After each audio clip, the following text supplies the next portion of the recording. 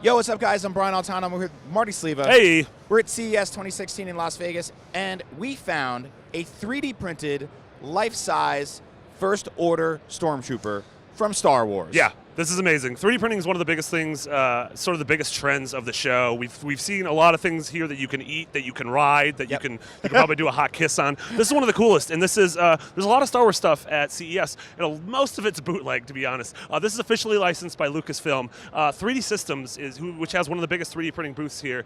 They made this. They had access to the design of what the First Order troopers would look like long before the movie came out.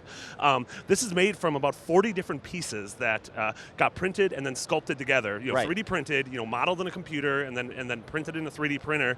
And this is the prototype for what eventually became 200 different First Order Stormtroopers that were sent to movie theaters around the world. So maybe you've seen something like this before in your local theater, maybe not. When you went to go see Star Wars, you might have seen one of these. Yeah, I think a lot of people looked at this. I know I immediately looked at it and was like, was this done layer by layer, like all the way to the top? Yeah. But it kind of like piece by piece that was done together, and then it was all kind of stitched together. Yeah, it's almost like, I'm going to be honest, I don't know how armor works, but it feels like that's how like armor would work. Like an actual Stormtrooper would have like a shoulder pad and then a little wrist gauntlet. Yeah, the details up close are super cool. The paint job's awesome. Yeah. The gun, especially, I'm just kind of amazed at how this whole thing came together. Yeah, and we were talking to some folks at 3D Systems, and they are partners with Gentle Giant, which is one of those toy companies that really holds like a gold standard. And so they said like if they were going to do this, they weren't going to mess up. Like they did not want to, because like a one blemish ends up ruining the entire name.